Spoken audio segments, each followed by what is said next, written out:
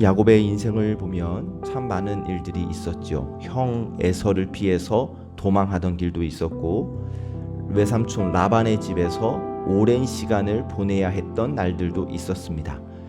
다시 고향으로 돌아오는 길에서는 형 에서를 만나야 한다는 두려움이 있었고, 야복나루에서 하나님과 씨름했던 밤도 있었고, 또 다시 에서를 만나는 자리에서 두려움이 은혜로 바뀌는 경험을 했어요. 그런데 야곱의 삶이 거기서 끝나지 않습니다. 분명 형 에서를 만날 때 하나님의 은혜를 경험했지만, 은혜를 경험했다고 해서 삶의 모든 문제가 사라진 것이 아니었어요. 하나님을 만났다고 해서 가정의 모든 어려움들이 자동으로 정리되는 것도 아니었습니다. 오늘 말씀 앞에 34장을 보면 야곱의 가정에 또 큰 아픔이 찾아오거든요. 딸 디나의 사건으로 인해서 가정 전체가 흔들리고, 아들들의 분노와 복수로 인해서 더 큰 갈등이 생겼어요. 그래서 야곱은 다시 두려움과 혼란 가운데 서게 됩니다. 무엇을 해야 할지, 어디로 가야 할지, 이 가정을 어떻게 다시 세워야 할지 막막한 상황이 되었는데, 그때 하나님께서 야곱에게 말씀하십니다. 1절, 일어나 베델로 올라가라. 여기 베델, 우리가 지금 야곱의 이야기를 만나면서 종종 자주 들었던 지명이에요. 베델. 이 베델은 야곱에게 있어서 아주 특별한 장소입니다. 형을 피해서 도망가던 길, 아무것도 가진 것 없고 혼자였던 그 밤 하나님을 만났던 자리가 베델이에요. 돌베개를 베고 자던 외로운 밤에 하나님께서 내가 너와 함께 하겠다라고 약속하셨던 장소가 베델이에요. 그러니까 지금 하나님께서 야곱에게 일어나 베델로 올라가라고 말씀하신 것은 하나님을 처음 만났던 자리로 돌아가라는 말씀이에요. 은혜를 기억하라는 말씀이에요. 무너진 삶을 다시 하나님 앞에서 세우라는 하나님의 이끄심인 겁니다. 우리의 삶에도 이런 순간들이 있죠. 여러 은혜들을 경험했지만 다시 마음이 흐트러질 때, 믿음으로 살아가려고 하지만 삶이 복잡해지고 관계가 흔들리고 마음이 무거워질 때가 있는데, 그때 하나님은 우리에게도 말씀하십니다. 다시 베델로 올라가라. 다시 은혜의 자리로 돌아와라. 다시 하나님 앞에 서라.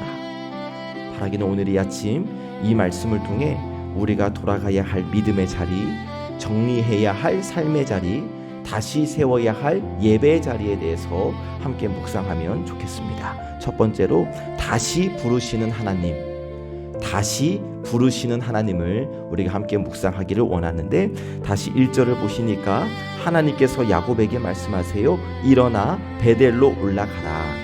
그리고 거기 거주하며 네가 네 형 에서의 낯을 피하여 도망하던 때에 내게 나타났던 하나님께 거기서 제단을 쌓으라. 지금 하나님이 야곱을 다시 부르십니다. 말씀드렸지만 이미 하나님을 만난 적이 있어요. 형 에서를 피해 도망했던 때에, 또 누구도 외로이 없어서 외로웠던 밤에 야곱을 찾아오셨었죠. 그때 하나님께서 내가 너와 함께 하겠다라고 약속해 주셨고, 그 자리가 바로 베델이었어요. 그런데 시간이 많이 흘렀습니다. 야곱이 결혼도 했고 자녀들도 얻었고 많은 재산도 얻게 되었어요. 하나님의 은혜를 경험한 거죠. 그런데 여전히 야곱의 삶은 복잡합니다. 가정 안에는 큰 상처가 있고 문제는 점점 커지고 마음은 무거워지고, 그때 하나님이 베델로 올라가라. 처음 만났던 하나님을 처음 만났던 자리로 올라가라. 무너진 마음을 다시 하나님 앞에서 세워라. 흔들리는 삶의 방향을 다시 하나님께로 향해라. 라는 메시지입니다. 우리의 삶도 그래요. 우리는 하나님을 믿고 살아갑니다. 은혜도 많이 경험했어요. 기도 응답도 경험했죠. 그런데 시간이 지나면서 마음이 흐려질 때가 있습니다.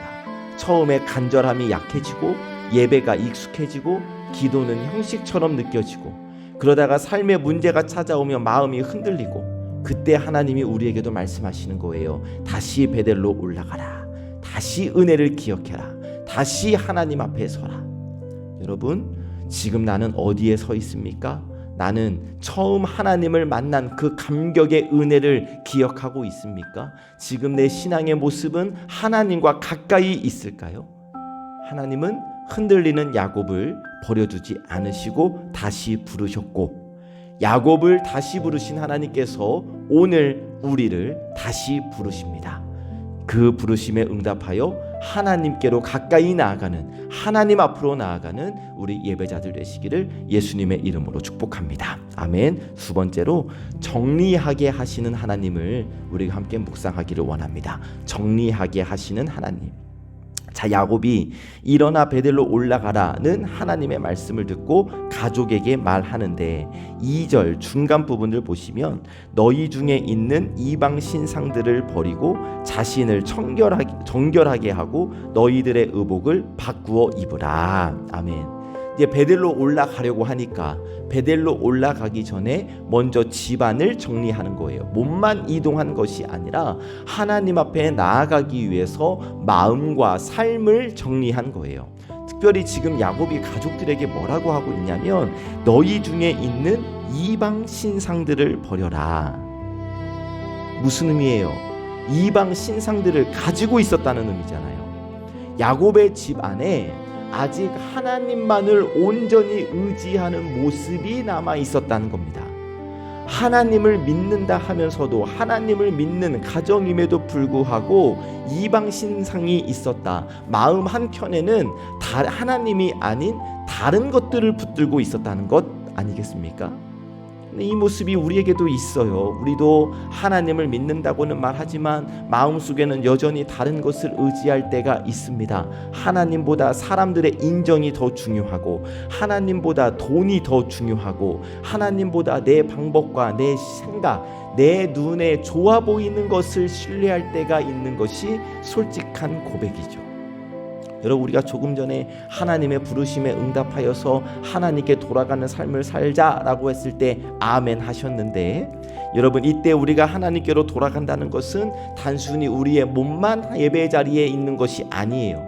하나님보다 더 붙들고 있었던 것을 내려놓는 것이 하나님께로 나아가는 겁니다. 정리해야 할 것들을 정리해야 하고 버려야 할 것들을 버려야 한다는 거예요. 자, 야곱의 말, 이방 신상들을 내려놔라 라는 말을 듣고 4절, 야곱의 가족은 이방 신상들과 귀고리들을 야곱에게 내어놓고 야곱은 그것들을 세겜 상수리 나무 근처 아래에 묻습니다. 다시 말하면 묻었다. 더 이상 그것을 꺼내지 않겠다. 붙들지 않겠다. 하나님께 올라가기 위하여, 하나님께 나아가기 위하여 이전에 의지했던 모든 것들을 내려놓고 묻어버린 거예요. 여기서 발견할 수 있는 것, 하나님은 우리를 다시 부르실 때에 정리하게 하신다는 겁니다. 어제 모습 그대로 머물기를 원하시지 않으셔요. 다시 하나님께 온전히 나아가도록 우리의 삶에 여전히 남아있는 우상과 의지할 것들을 정리하게 하시는 거예요. 그러면 내가 하나님께 나아가기 위해 정리해야 할 것들이 뭐가 있겠습니까? 하나님보다 더 붙들고 있는 것이 무엇이겠습니까? 내려놓아야 할 습관은 무엇이겠습니까? 끊어야 할 마음은 무엇이겠습니까? 하나님께 나아가는 길은 은혜의 길임과 동시에 결단의 길. 하나님 앞에서 정리해야 할 것들 정리하시고 버릴 것들 버리시고 다시 정결한 마음으로 하나님께 나아가시기를 주님의 이름으로 축복합니다. 아멘. 세 번째로 예배하게 하시는 하나님을 함께 묵상하기를 원하는데요. 예배하게 하시는 하나님. 7절을 보시니까 그가 거기서 제단을 쌓고 그곳을 엘 베델이라 불렀으니, 자, 하나님이 야곱을 다시 예배의 자리로 세우셨어요. 야곱이 베델로 올라가서 가장 먼저 한 일은 제단을 쌓는 일. 제단을 쌓는다는 것은 하나님을 예배한다는 뜻이죠. 하나님이 여기까지 인도하셨음을 고백한다는 것이고 다시 하나님을 삶의 중심으로 모신다라는 의미예요. 자, 야곱은 예전에도 이 베델에 온 적이 있었습니다. 형 에서를 피해갈 때 돌베개를 베고 잠들었던 곳이 베델이에요. 그때 야곱이 그곳을 벳엘이라고 불렀습니다. 하나님의 집 베델이라는 뜻이에요. 그런데 지금 야곱이 그곳을 뭐라고 부르고 있냐면 엘 베델이라고 부르고 있어요. 엘 베델은 베델의 하나님이라는 뜻이에요. 처음에는 베델이라고 불렀어요. 장소가 중요했던 거예요. 하나님의 집이라는 장소가 중요했는데 이곳이 하나님의 집이구나 라고 고백했는데 이제는 더 깊어져요. 엘 베델, 베델의 하나님, 나를 만나주신 하나님, 나를 지켜주신 하나님, 나를 다시 부르신 하나님. 그러니까 그 장소 자체가 아니라 그 장소에 계신 하나님께 집중하기 시작한 거예요. 신앙의 성장이 느껴지십니까? 하나님의 집 장소였는데 그 장소에 계신 하나님을 바라보게 된 거예요. 신앙의 성장이죠. 처음에는 은혜 받은 장소가 중요할 수 있어요. 처음에는 특별한 경험이 중요하게 느껴질 수 있어요. 그러나 믿음이 자라면 장소가 아니라 그 시간과 상황이 아니라 하나님을 붙들게 된다는 것. 경험이 아니라 하나님을 바라보게 된다는 것이죠. 우리의 삶도 그래요. 하나님은 우리를 다시 부르시고 정리하신 후에 결국 예배의 자리로 세우십니다. 그리고 이 예배 시간은 하나님을 다시 내 삶의 중심에 모시는 시간, 내 마음과 내 삶의 방향을 하나님께 맞추는 시간, 우리의 주어를 하나님으로 삼는 시간이 이 예배의 시간이에요. 그래서 여러분, 이 다시 예배의 자리를 세우시기를 주님의 이름으로 축복합니다. 예배 자리가 온전히 세워짐으로 내 삶의 중심, 내 삶의 주어가 하나님이 되시기를 참 좋으신 예수 그리스도의 이름으로 간절히 축복합니다. 말씀을 정리하면 야곱은 이미 많은 은혜를 경험했어요. 하나님을 만났고 하나님의 보호하심도 경험했고 두려움을 은혜로 바꾸시는 것도 경험했고, 그러나 그럼에도 야곱의 삶은 흔들립니다. 그때 하나님은 야곱을 다시 부르셔요. 일어나 베델로 올라가라. 또 부르실 뿐 아니라 정리하게 하십니다. 하나님께 돌아간다, 하나님께 나아간다 하면서 여전히 붙잡고 있는 것들을 내려놓게 하셔요. 하나님보다 의지했던 것들, 내 마음을 빼앗았던 것들을 정리하게 하시고 예배의 자리로 세우십니다. 그리고 이 예배의 자리는 우리의 삶을 다시 하나님께 맞추는 자리. 이 말씀 앞에서 우리도 하나님 앞에서 좀 잘 돌아볼 수 있으면 좋겠습니다. 나는 지금 어디에 서 있는가?